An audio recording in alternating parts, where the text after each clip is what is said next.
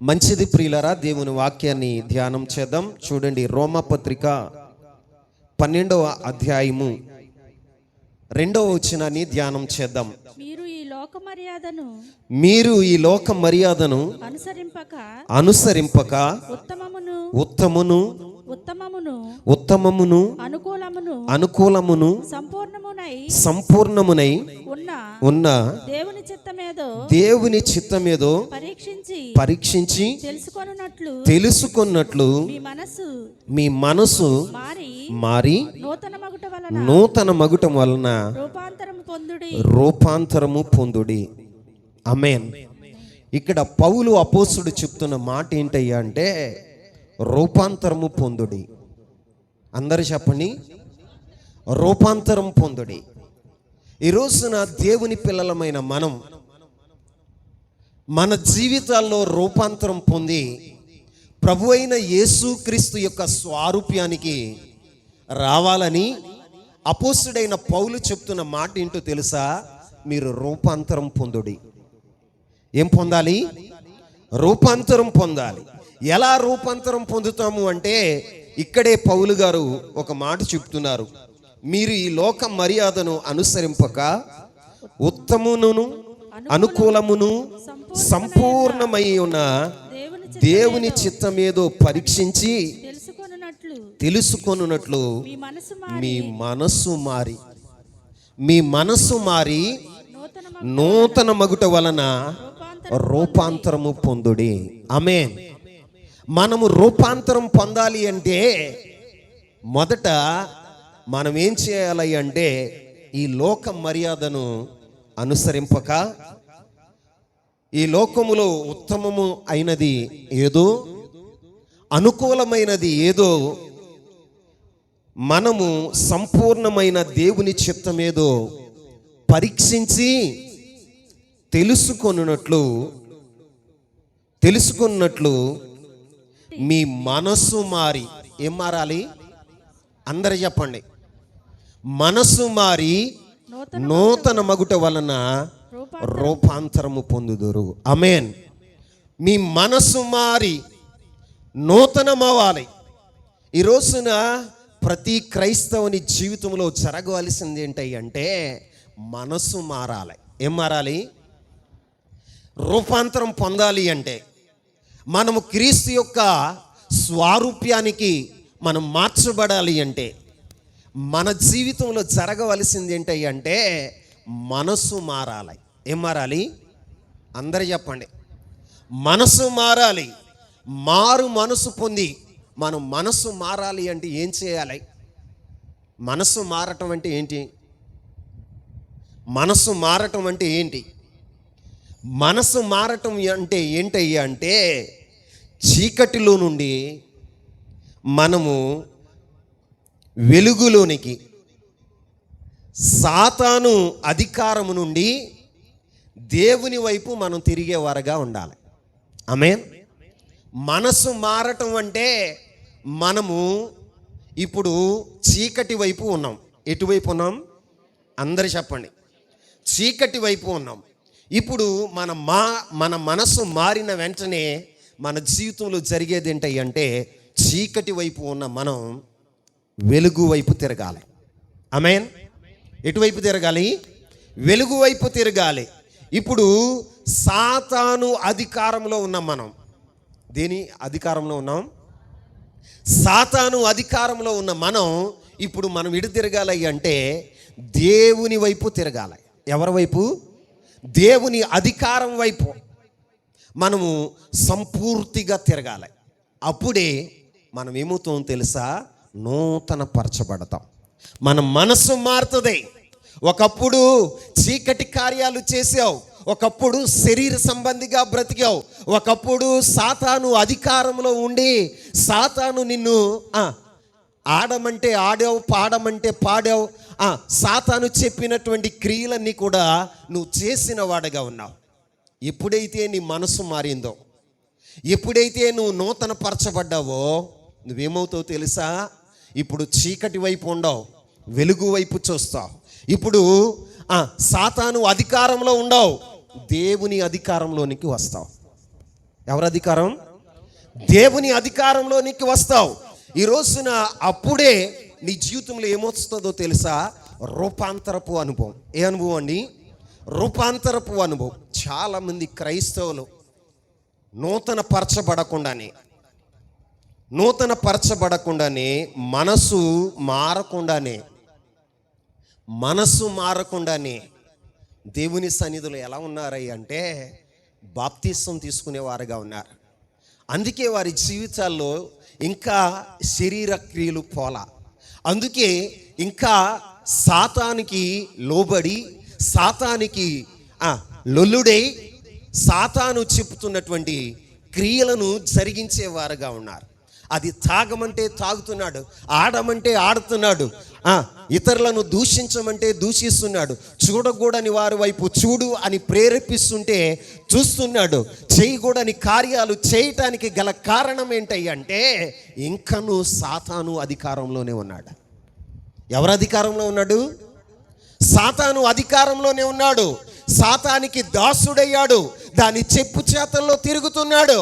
అందుకే ఇంకా చీకటి క్రియలు, అందుకే ఇంకా సాతాను యొక్క దుష్టక్రియలు నీ జీవితంలో జరుగుతున్నాయి. పౌలు అపోస్తుడు అంటున్నాడు, మీరు రూపాంతరం పొందాలి. ఏం పొందాలి చెప్పండి? రూపాంతరం పొందాలి. రూపాంతరం పొందాలని పౌలు గారు చెప్తున్నాడు. కానీ మరి విశ్వాసిగా సెలమణి అవుతున్న నీవు, బాప్తిసం తీసుకున్న నీవు నిజంగా దేవుని తట్టు తిరిగావా? చీకటిలో నుంచి ఆశ్చర్యకరమైన తన వెలుగులోనికి నీవు నడిపించబడ్డావా? నడిపించబడితే నీలో ఏమొస్తుందో తెలుసా? రూపాంతరం వస్తుంది. ఏమొస్తుంది? రూపాంతరం వస్తుందండి. ఒక మాట మీకు చెప్తాను. గొంగళి పురుగుని మనం చూసాం, ఎన్నోసార్లు చూసాం. ఇది సీజన్, గొంగళి పురుగులు ఉండే సీజన్. గొంగళి పురుగు ఎలా ఉంటుంది? చూడటానికి భయంకరంగా ఉంటుంది. అది మన మీద పాకిందనుకోండి, ఒళ్ళంతా ఏమొస్తాయి? దురదలు వస్తాయి, బొబ్బలు వచ్చేస్తాయి. దాన్ని చూసిన వారందరూ ఏం చేస్తారో తెలుసా? అసహించుకుంటారు. ఎందుకంటే అది హాని చేస్తుంది. ఏం చేస్తుంది? హాని చేస్తుంది. మీరు చెట్టు మీద ఉంటే చెట్టుకు హాని చేస్తాయి, చెట్టు మీద ఆకులన్నీ తినేస్తుంది, ఆ చెట్టుని ఎదగనీయకుండా చేస్తుంది. కానీ మనిషిని తాకిందనుకోండి, మనిషి యొక్క జీవితంలో దురదలు బొబ్బలు చేసి హాని చేసేదిగా ఉంటుంది. కానీ తన భయంకరమైన రూపాన్ని మార్చుకోవటానికి, తన యొక్క జీవితంలో ఇతరులకు హాని చేసేటువంటి ఆ రూపాన్ని మార్చుకోవటానికి అదేం చేస్తుందో తెలుసా? ఒక జ్ఞానం లేని, నోరు లేనటువంటి ఆ యొక్క మాటలు రానటువంటి ఆ చీతాకోక చిలుక 21 రోజు, ఎన్ని రోజులు? 21 రోజులు గూడు కట్టుకుని అన్నహారాలు మానేసి అది ప్రసవ వేదన చెందుతూ రూపాంతరం చెంది చీతాకోక చిలుకగా అది మార్చబడుతుంది. ఆమేన్. చీతాకోక చిలుకగా మార్చబడుతుంది.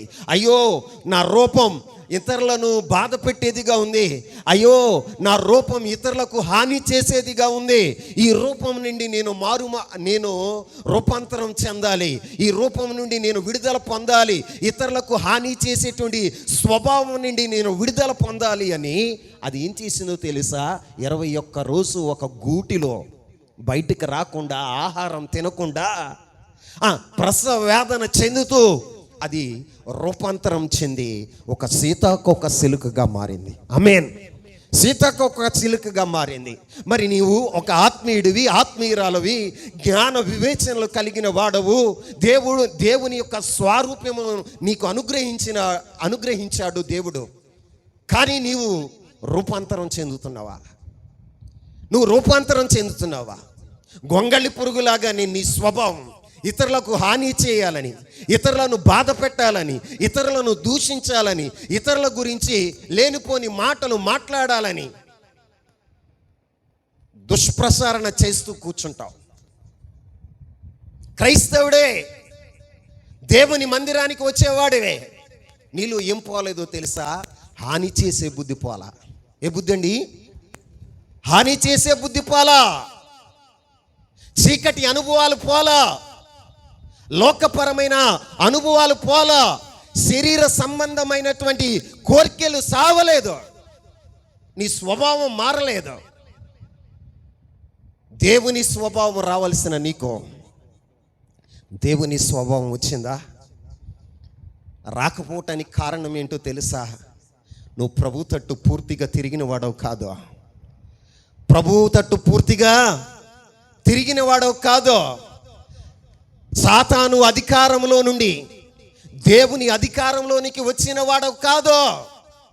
నువ్వు అధికారంలోనికి, దేవుని అధికారంలోనికి వస్తే దేవుని యొక్క చిత్తాన్ని నువ్వు జరిగించేవాడుగా ఉంటావు. ఎవరి చిత్తం? దేవుని చిత్తం. నీ చిత్తం కూడా కాదు, స్వచిత్తం కాదు, సాతాను యొక్క చిత్తం కాదు. నువ్వు దేవుని చిత్తాన్ని జరిగించేవాడుగా ఉంటావు.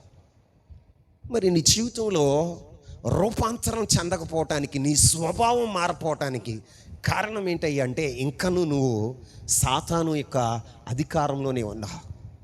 నీవు పరిపూర్ణంగా దేవుని తట్టు తిరగాలి అంటే, నువ్వు పరిపూర్ణంగా దేవుని తట్టు తిరిగినట్లయితే నీ స్వభావం మారుతుంది. ఏం మారుతుంది? నీ క్రియలు మారుతాయి, నీ ఆలోచనలు మారుతాయి, నీ యొక్క నడక మారుతుంది. నడక మారుతుందా మారదా? చెప్పరే. సీతాకోక శిలక గొంగళి పురుగుగా ఉన్నప్పుడు అది ఎక్కడ నడిచింది? భూమి మీద నడిచింది, లేకపోతే చెట్ల మీద నడిచింది. సీతాకోక చిలుకగా మారిన వెంటనే గొంగళి పురుగు ఏం చేసిందో తెలుసా? భూమి మీద నడవటం మానేసింది. ఆకాశ గగనాల్లో అది ఎగరటం ప్రారంభం చేసింది, పైకి ఎగరటం ప్రారంభం చేసింది. అది భూ సంబంధిగా బ్రతకలేదిక. ఎలాగ ఉందో తెలుసా? దాన్ని చూసిన వారందరూ ఏమనుకుంటారు? ముచ్చటగా దాన్ని పట్టుకోవాలని, ఏం చేయాలని? గొంగళి పురుగుగా ఉన్నప్పుడు పట్టుకోవాలని ఎవరైనా సాహసించారా? అమ్మో, దాన్ని తాగితే ఒళ్ళంతా బొబ్బలు వచ్చేతాయిరా, దాన్ని తాగితే మన శరీరం నుండి నువ్వు అంటుకుపోతుంది, అది బొబ్బలు చేతే, దురదలు వచ్చేతే, బాబోయ్ వద్దు, అసహ్యంగా చీపురు గట్ట తీసుకొని, ఏం తీసుకుని? చీపురు గట్ట తీసుకొని బయటికి తుడిచేసేదానిగా ఉంటా. కానీ సీతాకోక చిలుక కనపడంగానే చిన్నపిల్లలు ఏం చేస్తారో తెలుసా? మమ్మీ అది నాకు కావాలి, మమ్మీ అది నాకు కావాలి అంటారు. ఎందుకో తెలుసా? అందమైన రూపాన్ని అది దాల్చింది, అందమైన రూపంలోనికి మారింది. నీవు కూడా రూపాంతరం చెందితే, ఏం చెందితే? రూపాంతరం చెందితే, నీ మనస్సు మారితే, నీ మనస్సు మారితే, దైవికమైన స్వభావం నీలోనికి వస్తే అందరూ నిన్ను ఇష్టపడతారు. ఆమేన్. అందరూ నిన్ను ఇష్టపడతారు, అందరూ నిన్ను ప్రేమించేవారుగా ఉంటారు. ఒకప్పుడు నిన్ను ద్వేషించిన వారు, ఒకప్పుడు నిన్ను చూసి అసహ్యించుకున్నవారు, ఒకప్పుడు నిన్ను చూసి బాబోయ్ వీడేంట్రా బాబు, వీడిని చూస్తేనే అసహ్యం వేస్తుంది అనుకున్నవారు, నిన్ను గురించి చెడ్డగా మాట్లాడిన వారందరూ కూడా ఇప్పుడు ఎలా మారుతారో తెలుసా? నీతో స్నేహం చేయాలని. ఏం చేయాలని? నీతో స్నేహం చేయాలని. వాడు చాలా మంచివాడుగా మారాడురా అని అందరూ నిన్ను గురించి మంచిగా మాట్లాడేవారుగా ఉంటారు. మరి ఈ రోజున నీ గ్రామంలో, నీ కుటుంబంలో, నీ రక్త సంబంధికుల మధ్యన నువ్వు మారిన అనుభవాన్ని వారు చెప్పగలుగుతారా? నువ్వు రూపాంతరం చెందితే వారు చెబుతారు. ఆమేన్. ఏం చెప్తారు? అరే మా అక్క మారింది, మా చెల్లి మారింది, మా తమ్ముడు మారాడు. ఒకప్పుడు మా తమ్ముడు కాదు, ఒకప్పుడు వీడు మోసం చేసేవాడు, ఒకప్పుడు అందరినీ తిట్టేవాడు, ఒకప్పుడు అందరి మీద చిరాకు పడేవాడు, ఒకప్పుడు వీడు ఏం చేసాడో తెలుసా? కుటుంబానికి నష్టాన్ని కలగజేసేవాడు, పరువు తక్కువ పనులు చేసేవాడు. వీడిని బట్టి మేము అవమానం పొందాం, అవహేళన పొందాం. కానీ ఈ రోజున మారు మనసు పొందాడు. ఏం పొందాడని చెప్పండి? మార్పు చెందాడు. ఇక్కడ పౌలు గారు కూడా చెప్తున్న మాట ఏంటో తెలుసా? మీరు రూపాంతరము పొందుడి. ఎలా రూపాంతరం పొందుతారు? మీ మనస్సు మారినప్పుడు. ఎప్పుడు? మనస్సు మారినప్పుడు. గుడి మారినప్పుడు, గుళ్ళు మారినప్పుడు మారవు నువ్వు. నీ వేషం మారినప్పుడు మారవు. నువ్వు ఎప్పుడు మారుతావు తెలుసా? నీ మనస్సు మారినప్పుడు. ఎప్పుడు? నీ మనస్సు మారాలి. నీ మనసు మారినప్పుడు నీ జీవితంలో ఏమవుతుందో తెలుసా? నూతన మగుట వలన మనస్సు మారినప్పుడు ఏమవుతారో తెలుసా? నూతన పరచబడతారట. ఏమవుతారు? నూతన పరచబడతారా? అప్పటి వరకు వారిలో లేనివి వారిలో అగుపడేవిగా ఉంటాయి. ఆమేన్. అప్పుడు వరకు కోపం, ద్వేషం, అసూయ, మత్సరం ఉండేది. ఇప్పుడు ఏముంటుందో తెలుసా? ప్రేమ, సంతోషం, సమాధానం, ఇంకేముంటుంది? సాత్వికమైన మనస్సు, ఆశా నిగ్రహం. మన జీవితంలో మార్పు పొందినప్పుడు మన యొక్క ఆలోచన సరళి, మన స్వభావం, మన యొక్క క్రియలు అన్నీ కూడా నూతనమవుతాయి. ఏమవుతాయి? నూతనమవుతాయి. మరి ఈ రోజున నీలో నూతనమయ్యిందా? నీ నడక మారిందా? నీ నడక మారిందా? నీ మాట తీరు మారిందా? ఇతరులకు ఆశీర్వాదకరంగా మాట్లాడుతున్నావా? ఈ రోజున ప్రియమైనటువంటి సహోదరుడా, సహోదరి, పౌలు గారు చెప్తున్న మాట ఏంటో తెలుసా? మీరు రూపాంతరం పొందండి. ఏం పొందాలి? రూపాంతరం పొందాలి. రూపాంతరం పొందేటప్పుడు రూపాంతరం పొందిన వ్యక్తులు ఏం మారుతుందో తెలుసా? మనసు మారుతుంది. ఏం మారుతుంది? మనసు మారి నూతనమవుతారు. ఆమేన్. మరి నీ జీవితంలో నీ మనస్సు మారిందా? ఇంకా శరీర ఆశల మీదే నీ మనసు ఉందా? నీ మనసు ఎక్కడుంది? లోక సంబంధమైన ఆచారాల మీద, లోక సంబంధమైన వెండి బంగారాల మీద, లోక సంబంధమైనటువంటి స్నేహితుల మీద నీ మనసు ఉందా? ప్రియమైన సహోదరుడా, సహోదరి, నీ మనసు మారినప్పుడే నువ్వు నూతనమవుతావు. నీ మనసు మారినంత కాలం ఎలా ఉంటావో తెలుసా? వేషధారిగా ఉంటావు. ఎలా ఉంటావు చెప్పండి? వేషధారిగా ఉంటావు. బాప్తిసం తీసుకున్నానండి, నిజమే, తీసుకున్నావు అన్న మాట వాస్తవమే. కానీ నీ మనసు మారలా. శరీర సంబంధంగా బాహ్య శుద్ధి జరిగింది. ఏ శుద్ధి జరిగింది? బాహ్య శుద్ధి జరిగింది. అంతరంగంలో మార్పు రాలా, మనసులో మారలా. ఆ మార్పు రానప్పుడు నువ్వు రూపాంతరం చెందవు. అందుకే పౌలు గారు అంటున్నాడు, మనస్సు మారి నూతన మగుటం వలన మీరు రూపాంతరం పొందుడే. ఆమేన్. ఒకటి, మన మనస్సు మారాలి. ఏం మారాలి? మనస్సు మారి నూతనమవ్వాలి. నూతనమైనప్పుడు మనం ఏమవుతుందో తెలుసా? రూపాంతరం పొందుతాం. ఏం పొందుతాం? రూపాంతరం పొందుతాం. రెండో మాట మీకు చెప్తా.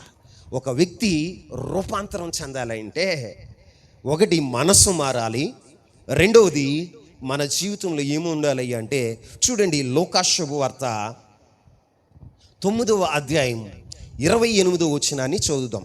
లోకాశుభవార్త 9వ అధ్యాయము 28వ వచనం. ఈ మాటలు చెప్పినది మొదలుకొని రమారమి 8 దినములైన తరువాత ఆయన పేతురును యోహానును యాకోబును వెంటబెట్టుకొని ప్రార్థన చేయుటకు ఒక కొండ ఎక్కెను. ఆయన ప్రార్థించుచుండగా ఆయన ముఖరూపము మారెను. ఆయన వస్త్రములు తెల్లనివై దగదగా మెరియును. ఆమేన్. అందరు నా వైపు చూడండి. ఇక మనం రూపాంతరం పొందాలి అంటే, రూపాంతరం పొందిన మన ప్రభు అయిన యేసుక్రీస్తు ప్రభువారే మనకి మాదిరి. ఆయన రూపాంతరపు కొండ మీదకి యోహాన్ని, యాకోబుని, పేతురు గారిని వెంటబెట్టుకుని ప్రార్థన చేయటానికి కొండ ఎక్కాడట. ఏమిక్కాడు చెప్పండి అందరూ? ప్రార్థన చేయటానికి కొండెక్కాడు. కొండెక్కిన తర్వాత ఆయన ప్రార్థన చేయుచుండగా, ఏం చేయుచుండగా? అందరు చెప్పాలి. ప్రార్థన చేయుచుండగా ఆయన ఏమయ్యాడో తెలుసా? రూపము మారెను. ఆమేన్. నీ రూపం ఎప్పుడు మారుతుందో తెలుసా? నువ్వెప్పుడు రూపాంతరం పొందుతావో తెలుసా? నువ్వు ప్రార్థిస్తూ ఉండగా నువ్వు రూపాంతరం చెందుతావు. ప్రార్థన లేన అంతకాలం నువ్వు ఎలా ఉంటావో తెలుసా? రూపాంతరం చెందలేవు, నూతన పరచబడలేవు. ఈ రోజున ప్రార్థన నిన్నేం చేస్తుందో తెలుసా? 2 కార్యాలు చేస్తుంది. ప్రార్థన అందరు చెప్పండి, ఎన్ని కార్యాలు? 2 కార్యాలు చేస్తుంది. ప్రార్థన చేసే మొదటి కార్యం ఏంటో తెలుసా? ప్రార్థన చేసే మొట్టమొదటి కార్యం ఏంటి అంటే ప్రార్థించే వ్యక్తిని మారుస్తుంది. ఆమేన్ చెప్పండి. ప్రార్థించే వ్యక్తిని మారుస్తుంది. ఎలా మారుస్తుంది? మీరు చూడండి, బైబిల్లో ఒక వ్యక్తి ఉన్నాడు. అతడు ఎవరయ్యా అంటే యాకోబు. ఎవరండి? యాకోబు. యాకోబు అంటే అర్థం ఏంటి? మోసగాడ. ఎవరండి? మోసగాడు. యాకోబు అంటే అర్థం ఏంటయ్యా అంటే మోసగాడు. తండ్రిని మోసం చేశాడు, అన్నని మోసం చేశాడు. మోసం చేసి బేర్షెబా నుండి హారాను వైపు వెళ్ళాడు. ఎక్కడికి? హారాను వైపు వెళ్ళాడు. హారాను పారిపోయాడు. ప్రియులారా, పతనారాము పారిపోయాడు. హారానుకు వెళ్ళినప్పుడు యాకోబు యొక్క జీవితం ఎలా ఉన్నదో తెలుసా? మోసగాడుగా ఉన్నాడు. ఎలా ఉన్నాడండి? మోసగాడుగా ఉన్నాడు. 20 సంవత్సరాల తర్వాత మరలా యాకోబు తన సొంత ఇంటికి, సొంత దేశానికి వస్తూ ఉన్నప్పుడు ఎబ్బేకురేవు దగ్గర ఒక వార్త యాకోబుకి తెలిసింది. ఆ వార్త ఏంటో తెలుసా? ఏశావు 400 మందితో నిన్ను ఎదుర్కొనటానికి వస్తున్నాడు. ఎవరిని ఎదుర్కోవటానికి? చెప్పాలి. యాకోబుని ఎదుర్కొనటానికి వస్తున్నాడు అనే వార్త వినబడింది. 20 సంవత్సరాల క్రితం ఏ భయముతో ఇంటిని విడిచి పారిపోయాడో అదే భయం మరలా యాకోబు జీవితంలో 20 సంవత్సరాల తర్వాత కూడా అదే భయం కలిగింది. అదే భయం కలిగింది. ఆ భయంతో ఏం చేశాడో తెలుసా?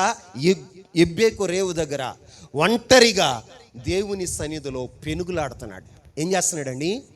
దేవుని సన్నిధిలో పెనుగులాడుతున్నాడు, ప్రార్థిస్తూ ఉన్నాడు. దేవుడు వచ్చాడు, ప్రార్థన చేసుకుంటున్నాడు. యాకోబు, దేవా నన్ను ఆశీర్వదించు, దేవా నన్ను ఆశీర్వదించు, నా స్థితిగతులను మార్చు, అయ్యా నేను పాపిని అని దేవుని సన్నిధిలో తన పాపాన్ని ఒప్పుకుంటూ ఉన్నప్పుడు దేవుడు అన్నాడు, తెల్లారిపోతుంది, నన్ను పోని అంటే నీవు నన్ను ఆశీర్వదించితేనే తప్ప నేను నిన్ను పోనీయను అని చెప్పాడు. దేవుడు ఏం చేశాడో తెలుసా? చాచి పెట్టి తొడనరం మీద కొట్టాడు. ఎక్కడ? తొడనరం మీద కొడితే తొడనరం తెగిపోయింది, నరం తెగిపోయింది. లోపల బాధ కలుగుతుంది, దుఃఖం వస్తుంది, వేదన కలుగుతుంది. అయినా ఆయన దేవుని పాదాలను పట్టుకుని వదలట్లా. ఏమంటున్నాడో తెలుసా? ప్రభువా, నువ్వు నన్ను కొడితే కొట్టావు, శిక్షిస్తే శిక్షించావు, అయ్యా నువ్వు చంపునా నాకు ఇష్టమే, కానీ నా అన్న మనసును మార్చు, నా జీవితంలో ఆశీర్వదించు ప్రభువా, నన్ను ఆశీర్వదించయ్యా, నన్ను మార్చు ప్రభువా అని దేవుని సన్నిధిలో ప్రార్థన చేస్తుంటే దేవుడు అడిగాడు, నీ పేరేంటి అంటే 20 సంవత్సరాల క్రితం ఏమని చెప్పాడో తెలుసా? ఏశావు అని చెప్పాడు. తన తండ్రితో ఏశావు అని చెప్పాడు. కానీ ఇప్పుడు దేవుడు అడుగుతున్నాడు. ఎవరు అడుగుతున్నారు? సమస్తమును ఎరిగిన దేవుడు అడుగుతున్నాడు. ఆయన సన్నిధిలో చెప్తున్నాడు, అయ్యా నేను యాకోబుని మోసగాణ్ణి అని దేవుని సన్నిధిలో తన స్థితి అంతా కూడా దేవునికి చెప్తే దేవుడు ఏం చేశాడో తెలుసా? యాకోబుని ఇశ్రాయేలుగా మార్చాడు. ఎలా మార్చాడు చెప్పండి? మోసగాడైన వాడు ఎలా మారాడో తెలుసా? ఇశ్రాయేలుగా మారాడు. అంటే జయముందిన వాడుగా మారాడు. ప్రార్థనలో జరిగింది ఏంటో తెలుసా? ప్రార్థనలో జరిగిన ప్రక్రియ ఏంటో తెలుసా? మారు మనసు వచ్చింది. ఏమొచ్చింది? మారు మనసు వచ్చింది. ప్రార్థన నీ జీవితంలో ఏం చేస్తుంది అంటే నిన్ను మారుస్తుంది. నీ వ్యక్తిత్వాన్ని మారుస్తుంది, నీ స్వభావాన్ని మారుస్తుంది. నువ్వు ప్రార్థించినప్పుడు నీ జీవితంలో జరిగే ప్రక్రియ ఏంటయ్యా అంటే నీ స్వభావం మారుతుంది. ఆమేన్. నీ యొక్క స్వభావం మారుతుంది. యాకోబు ప్రార్థించినప్పుడు ఏం జరిగిందో తెలుసా? యాకోబు ఇశ్రాయేలుగా మారాడు. ఎలా మారాడండి? నీ జీవితంలో కూడా నువ్వు ప్రార్థన చేసినప్పుడు నీ స్థితి మారుతుంది, నీ స్వభావం మారుతుంది, నీ ఆలోచన సరళి మారుతుంది. ఈ రోజున దేవుని సన్నిధిలో ప్రార్థించే వ్యక్తిగా నీవు ఉంటే మొదట ప్రార్థన ఏం చేస్తుందో తెలుసా? నీ అంతరంగాన్ని మారుస్తుంది. దేన్ని మారుస్తుంది? అంతరంగ స్వభావాన్ని మారుస్తుంది. 2, ప్రార్థన ఏం చేస్తుందో తెలుసా? నీకు మహిమను చూపేదిగా ఉంటుంది, దేవుని మహిమను చూపేదిగా ఉంటుంది. ఆమేన్. దేవుని మహిమను చూపుతుంది. ఎలా చూపుతుంది? దేవుని మహిమ. నువ్వెప్పుడైతే ప్రార్థన చేస్తావో రెండవ ప్రక్రియ ఏంటో తెలుసా? నీ జీవితంలో దేవుని మహిమ కనపడద్ది. ఏ మహిమ? దేవుని మహిమ. ఏశావు 400 మందితో యాకోబుని ఎదుర్కొంటానికి వచ్చాడా? పగతో వచ్చాడు. రే, ఈరోజు దొరికాడు రా యాకోబు, 20 సంవత్సరాలుగా తప్పించుకుని తిరిగాడు, ఈరోజు నా చేతికి చిక్కాడు, చిక్కిన వెంటనే చంపకుండా విడిచిపెట్టను అనే ఆవేశంతో వస్తున్న ఏశావు యొక్క మనసు, నువ్వు యాకోబు ప్రార్థన చేసినప్పుడే దేవుడు ఏశావు మనసును మార్చాడు. ఆమేన్. ఏశావు మనసును మార్చాడు. యాకోబు దగ్గరికి రాగానే యాకోబు ఏమంటున్నాడు తెలుసా? ఏశావుకి సాగిలు పడ్డాడు. అన్నా, నీ ముఖం దేవుని వల్లే ఉంది అంటున్నాడు. ఏశావు ఏమి మాట్లాడకుండా వచ్చి గట్టిగా కౌగిలించుకొని మెడ మీద పడి ముద్దు పెట్టుకుంటున్నాడు. ఏం చేస్తున్నాడు చెప్పండి? ఏం చేస్తాడు? నీ ప్రవర్తన దేవునికి ప్రీతికరమైన ఇదైతే దేవుడు ఏం చేస్తాడో తెలుసా? నీ శత్రువులను సైతం మిత్రులుగా మారుస్తాడు.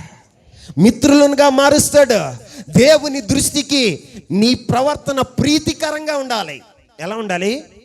ప్రీతికరంగా ఉంటే శత్రువులను సైతం మిత్రులుగా దేవుడు చేస్తాడు. ఏశావుని ఆ మనస్సును మార్చి తమ్ముడిని ప్రేమించేటట్టుగా మెడ మీద పడి ముద్దు పెట్టుకోనేటట్టుగా చేశాడు. నిజంగా ఏమని వచ్చాడో తెలుసా? కత్తి పట్టుకొని కత్తికో కండ నరకాలనుకున్నాడు ఏశావు. కానీ అక్కడికి వచ్చిన తర్వాత తలకినిందులు అయిపోయింది. ఉల్టా ఏమైపోయింది? మారిపోయింది, తిరిగిపోయింది, మనసు మారిపోయింది. ఇప్పుడు ఏమంటున్నాడో తెలుసా? తమ్ముడా ఎందుకురా 20 సంవత్సరాలు నన్ను విడిచి పారిపోయావు? ఆ కోపంలో ఏదో అన్నాను కానీ నిన్నెందుకు చంపుతానురా? నువ్వు నా రక్త సంబంధివురా. తమ్ముడు, ఐ లవ్ యూ అంటున్నాడు. ఏమంటున్నాడు? తమ్ముడు, ఐ లవ్ యూ అంటున్నాడు. మనస్సు మారిపోయింది. దేవుని మహిమ కనపడింది అక్కడ. ఏం కనపడింది? దేవుని మహిమ కనపడింది. ఈ రోజున నువ్వు ప్రార్థన చేయగలిగితే నీలో ఏమొస్తుందో తెలుసా? రూపాంతరం వస్తుంది. ఏమొస్తుంది? రూపాంతరం వస్తుంది. మరి నువ్వు ప్రార్థన చేస్తున్నావా? యేసుక్రీస్తు ప్రభువారు కొండ మీదకి వెళ్ళాడంట రూపాంతరం చెందటానికి. ఎక్కడికి? చెప్పాలి, కొద్దిగా మాట్లాడండి. కొండ మీదకి వెళ్ళాడు. కొండ అనుభవం ఏంటో తెలుసా? మనుషులకు దూరంగా. ఎవరికి? మనుషులకు దూరంగా, దేవునికి దగ్గరగా. ఎవరికి దగ్గరగా? మనుషులకు దూరం అయ్యాడు, దేవునికి దగ్గరయ్యాడు. ఈ రోజున నీవు కూడా లోకానికి దూరమై, మనుషులకు దూరమై, దేవునికి దగ్గరగా నువ్వు రాగలిగితే, నువ్వు ప్రార్థన చేయగలిగితే, నీ ప్రార్థనలో దేవుడు ఏం చేస్తాడో తెలుసా? రూపాంతరపు అనుభవాన్ని ఇస్తాడు. ఆమేన్. రూపాంతరపు అనుభవాన్ని ఇస్తాడు. మరి నువ్వు ప్రార్థన చేయగలుగుతున్నావా? ప్రార్థన చేయటానికి నువ్వు కొండ ఎక్కగలుగుతున్నావా? అంటే మనుషులకు దూరంగా ఉండగలుగుతున్నావా? మనుష్య ఆశలకు దూరంగా ఉండగలుగుతున్నావా? లోక మర్యాదలకు దూరంగా ఉండగలుగుతున్నావా? నువ్వు రూపాంతరం చెందాలి అంటే నీవు దేవునికి దగ్గరగా ఉండాలి. ఎవరికి దగ్గరగా ఉండాలి? దేవునికి దగ్గరగా ఉండాలి. యేసుక్రీస్తు ప్రభువారు భూమి మీద మనిషిగా సంచరిస్తున్నప్పుడు ఆయన కొండ ఎక్కి ప్రార్థన చేయుచుండగా రూపాంతరము, ఆయన రూపం మారిందంట. ఏం మారింది చెప్పండి? మరి నీ రూపం మారిందా? ఇంకా సైతాన్ రూపంలోనే తిరుగుతున్నావా? ఇంకా సైతాన్ రూపంలోనే తిరుగుతున్నావా? నీ రూపం మారాలి, నీ స్వభావం మారాలి, నీ ఆలోచన సరళి మారాలి, నీ క్రియలు మారాలి. ఎప్పుడు మారుతాయి అంటే ప్రార్థన చేస్తూ ఉన్నప్పుడు. ఎప్పుడు? మనం పాటలు ఎంతసేపు పాడమన్నా పాడతాం, అవునా? ప్రార్థన చేస్తావా? నువ్వు ప్రార్థన చేయంగానే ఏం గుర్తొస్తాయి? కాళ్ళు నొప్పులు గుర్తొస్తాయి. ప్రార్థన చేయంగానే ఏం గుర్తొస్తుంది? నడు నొప్పి గుర్తొస్తుంది. నువ్వు ప్రార్థన చేయంగానే ఏం గుర్తొస్తుంది? ఇంటికాడ పాలకొండ మీద మూత వేయలేదు అన్నది గుర్తొస్తుంది. ప్రార్థన చేస్తానే ఉంటావు, అందరు ప్రార్థన చేస్తారు, పిల్లిలాగా అటు ఇటు చూసి గబగబా లేసి వెళ్ళిపోతాం. కొంతమందికి కాళ్ళ తీత వచ్చేద్ది ప్రార్థన అనగానే, అప్పుడు పొడుగ్గా సాపుతారు. ప్రియులారా, ఒక మాట నేను చెప్తాను. మోషే సీనాయి పర్వతం ఎక్కాడా. ఏ పర్వతం? సీనాయి పర్వతం ఎక్కాడా. మహిమ మేఘంలోకి వెళ్ళాడు, ప్రభువుని చూస్తున్నాడు, ప్రభుతో మాట్లాడుతున్నాడు. ఆయనకి రాత్రి తెలియలా, పగలు తెలియలా, నిద్ర తెలియలా, ఆకలి తెలియలా, దప్పిక తెలియలేదు. దేవుని ముఖాన్ని చూస్తూ ఆ మహిమలో మైమరిచిపోయి ఆకలి అన్నది లేకుండా 40 రాత్రులు అన్నపానాలు లేకుండా సీనాయి పర్వతం మీద దేవునితో మాట్లాడుతూ ఉన్నాడు. ఎవరితో మాట్లాడుతున్నాడు? ప్రార్థనలో గడుపుతున్నాడు. ఎన్ని దినాలు? 40 దినాలు. 40 దినాలు అందరికీ, మనుషులందరికీ పాలెంలో ఉన్నారు. 30 లక్షల ఇశ్రాయేలు ప్రజలందరూ పాలెంలో వదిలేశాడు. కొండెక్కాడు. ఏమెక్కాడండి?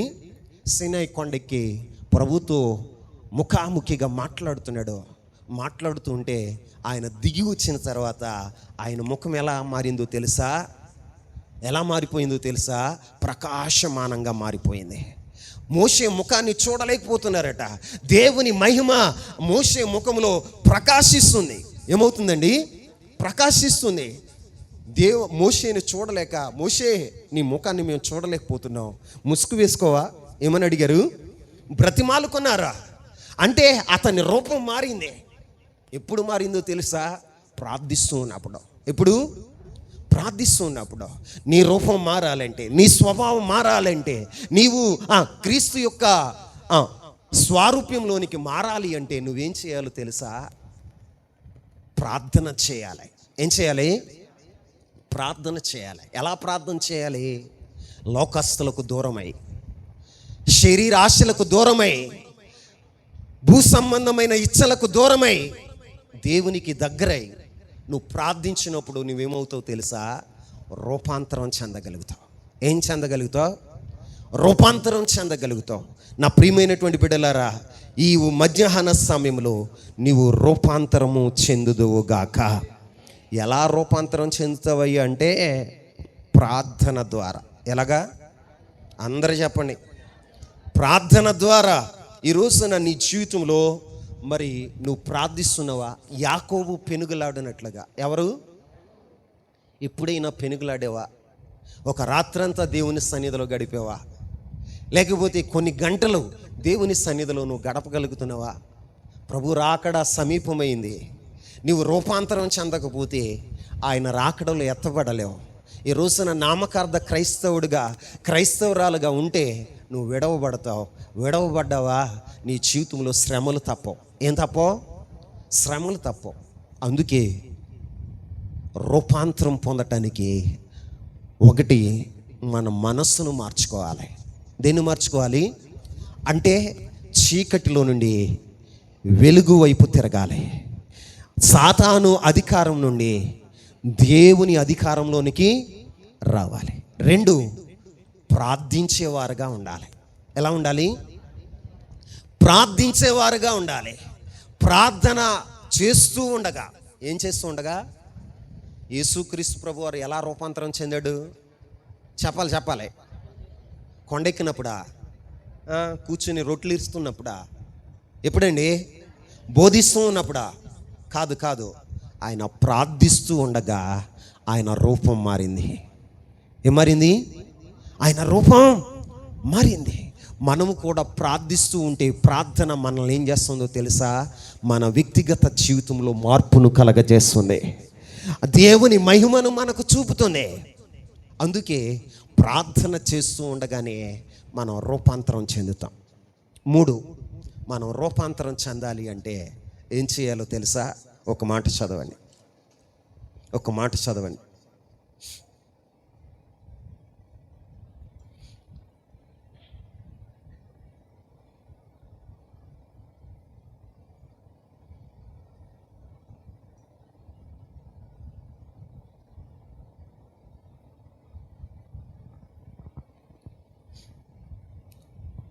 కొరింథీయులకు రాసిన 2వ పత్రిక 3వ అధ్యాయం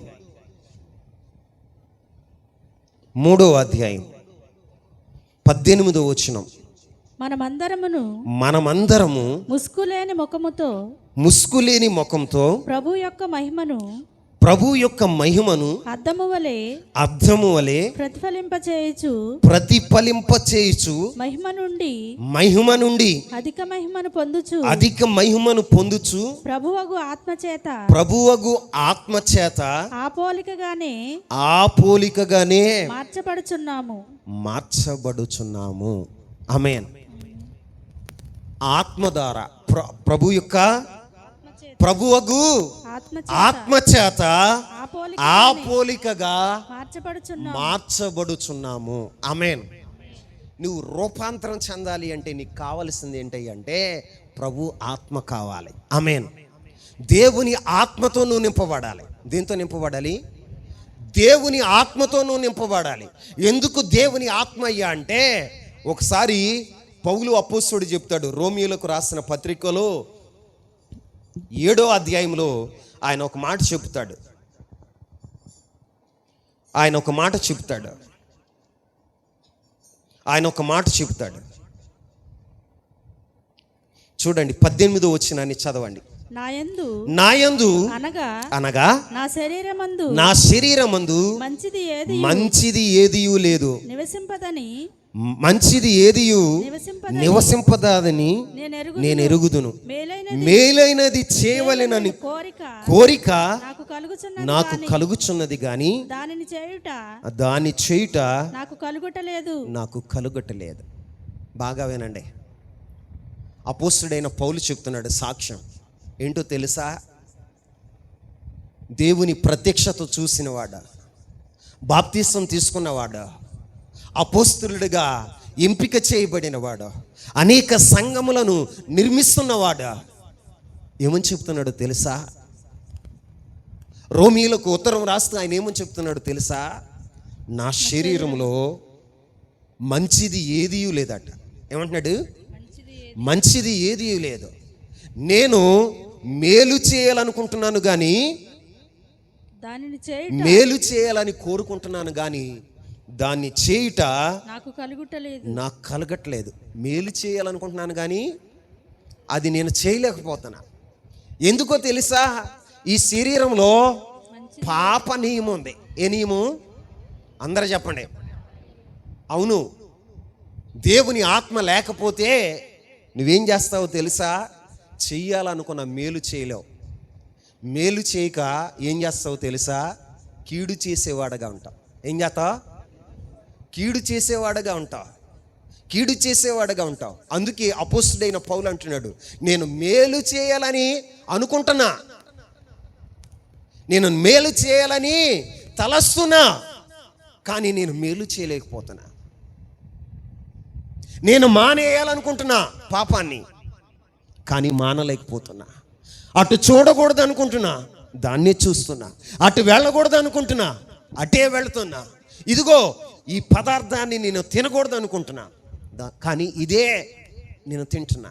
వారితో సహవాసం చేయకూడదు అనుకుంటున్నా, కానీ వారితోనే సహవాసం చేస్తున్నా. చెయ్యాలన్నది నేను చేయలేకపోతున్నా, చెయ్యాలనుకున్నది నేను చేయలేకపోతున్నా, చేయకూడదు అనుకున్నది చేస్తున్నా. కారణం ఏంటో తెలుసా? ఈ శరీరంలో ఒక పాప నియమం ఉంది. ఏముంది? ఆయన గ్రహించాడు, అయ్యో నేనెంత దౌర్భాగ్యుడిని, ఈ పాప మరణముల నుండి నన్ను ఎవరు విడిపిస్తారు అని దేవునికి ప్రార్థన చేశాడండి. ప్రార్థన చేశాడు, దేవుని ఆత్మను పొందుకున్నాడు. ఏం పొందుకున్నాడు? దేవుని ఆత్మను పొందుకున్నాడు. ఆత్మ పొందుకోగానే ఆయనలో ఏం జరిగింది? ఇప్పుడు 8వ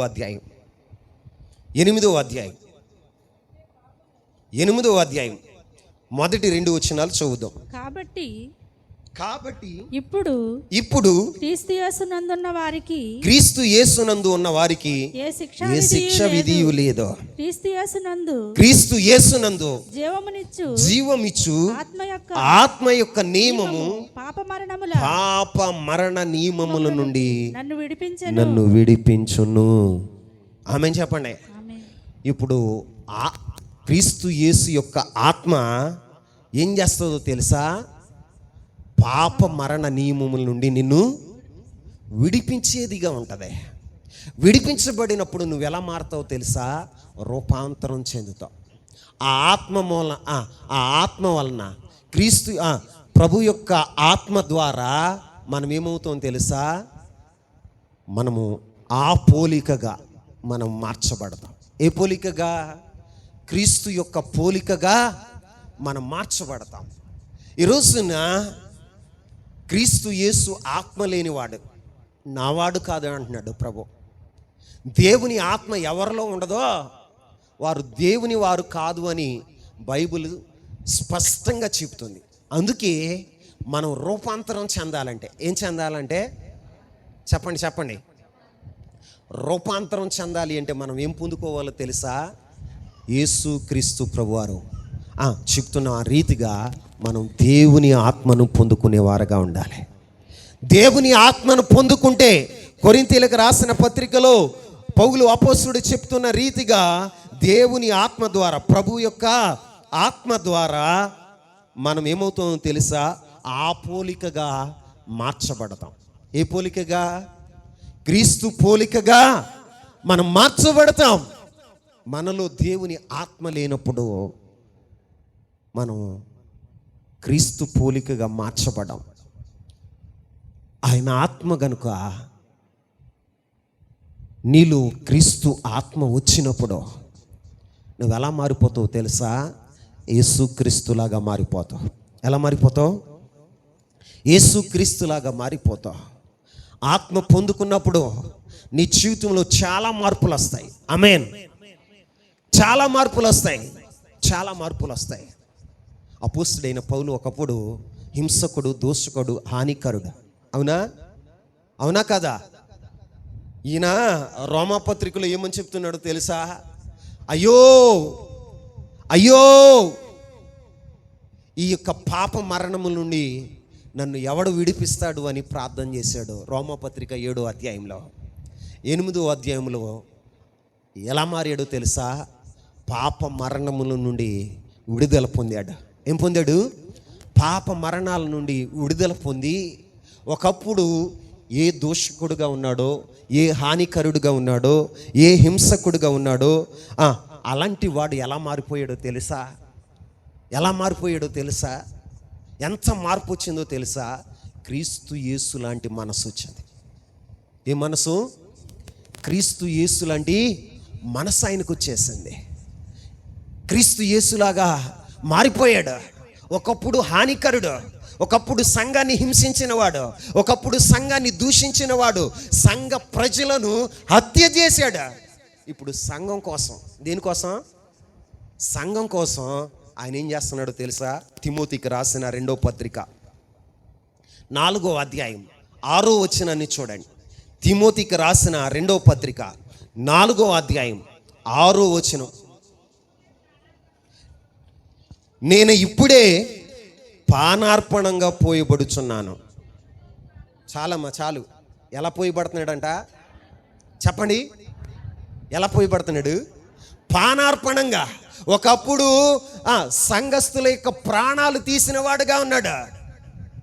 ఇప్పుడు క్రీస్తు కొరకు, ఆయన సంఘం కొరకు ఎలా మారిపోయాడు తెలుసా? పానార్పణంగా పోయబడుతున్నాడట. ఎలా పోయబడుతున్నాడు? తన ప్రాణాన్ని లెక్క చేయకుండా నీళ్లు ఒలికించినట్లుగా ఆయన తన ప్రాణాన్ని ఒలికించటానికి సిద్ధపడిన వాడుగా ఉన్నాడు. అంత మార్పు దేవుడు తీసుకొచ్చాడు. క్రీస్తు యేసు ప్రభువారు సంఘం కొరకు ఎలాగైతే ప్రాణం పెట్టాడో ఆయన కూడా క్రీస్తు యేసు కొరకు, సంఘం కొరకు ప్రాణాన్ని పెట్టడానికి ఆయన ఇష్టపడిన వాడుగా ఉన్నాడు. అంత మార్పు, అంటే క్రీస్తు లాంటి మార్పు పౌల్లోనికి వచ్చేసింది. నీలో కూడా క్రీస్తు లాంటి మార్పు నీలోనికి రావాలి అంటే నువ్వు కూడా ఆత్మను పొందుకోవాలి. ఆయన బాప్తిసం తీసుకున్నాక కూడా, ఆయన సువార్త చేస్తున్నప్పుడు కూడా ఆయన ఏమని ప్రార్థన చేశాడో తెలుసా? ఈ శరీరంలో పాప నియమం ఉంది. ఏమంటున్నాడండి? పాప నియమం ఉంది, దీని నుండి నన్ను ఎవరు విడిపిస్తారు అని ఏడుస్తూ రొమ్ము కొట్టుకుంటూ ఏడ్చినటువంటి పౌలు గారి ప్రార్థన ఆలకించిన దేవుడు తన ఆత్మతో నింపాడు. ఆత్మతో నింపగానే ఆయన ఎలా మారిపోయాడో తెలుసా? క్రీస్తు యేసులాగా ఆయనే సాక్ష్యం ఇస్తున్నాడు. నేను క్రీస్తుని పోలి నడుచున్నాను, మీరు నన్ను పోలి నడుచుకోనండి. ఎలా మారిపోయాడో తెలుసా? క్రీస్తులాగా మారిపోయాడా? మరి నువ్వు క్రీస్తులాగా మారతావా? నువ్వు క్రీస్తులాగా మారాలంటే నీ కుటుంబంలో, నీ సంఘంలో, నీ గ్రామంలో క్రీస్తులాగా నువ్వు మారాలి అంటే, క్రీస్తు ప్రేమించినట్లుగా నువ్వు ప్రేమించాలి అంటే, క్రీస్తు ప్రభువారు క్షమించినట్లుగా నువ్వు కూడా క్షమించాలి అంటే, క్రీస్తు లాంటి సాత్వికం నీకు కావాలి అంటే, దీన మనస్సు నీకు కావాలి అంటే నువ్వు ఆత్మతో నింపబడాలి. దేంతో నింపబడాలి? ఆత్మతో నువ్వు నింపబడినప్పుడు నీలో రూపాంతరము అనుభవానికి వస్తావు. నీ రూపం మారిపోతుంది. ఆయన పోలికగా నువ్వు మార్చబడతావు. అప్పుడు నిన్ను చూసిన వారందరూ నీలో ఎవరిని చూస్తారో తెలుసా? క్రీస్తు ప్రభువారిని చూస్తారా? ఎవరిని చూస్తారు? క్రీస్తు ప్రభువారిని చూస్తారు. అందుకే పౌలు అపోస్తలుడు అంటాడు, మీరు రూపాంతరం పొందుడే. ఏమంటున్నాడండి? రూపాంతరం పొందాడు. ఆయన రూపాంతరం పొందాడు కాబట్టి ఆయన సంఘ విశ్వాసులతో ఏమని చెప్తున్నాడు తెలుసా? మీరు రూపాంతరం పొందండి. ఏమని చెప్తున్నాడు? రూపాంతరం పొందండి, క్రీస్తులాగా మారండి అని చెప్తున్నాడు. ఎలా మనం మారగలుగుతామంటే మన మనస్సు మారి నూతన మగుటం వలన రూపాంతరం వస్తుంది. మనం ప్రార్థించటం వలన మనం రూపాంతరం చెందగలుగుతాం. మనం ఎలా రూపాంతరం చెందుతామయ్య అంటే పరిశుద్ధాత్మ అభిషేకాన్ని పొందుకున్నప్పుడు మనం రూపాంతరం చెందగలుగుతాం. అట్టి కృప పరిశుద్ధాత్మ దేవుడు మనందరికీ దయచేయను గాక. మోకరిస్తారా? చిన్న ప్రార్థన చేసుకుందాం, చేతులు ఎత్తుదాం. ఎవ్వరు మౌనంగా ఉండొద్దు, అందరూ కూడా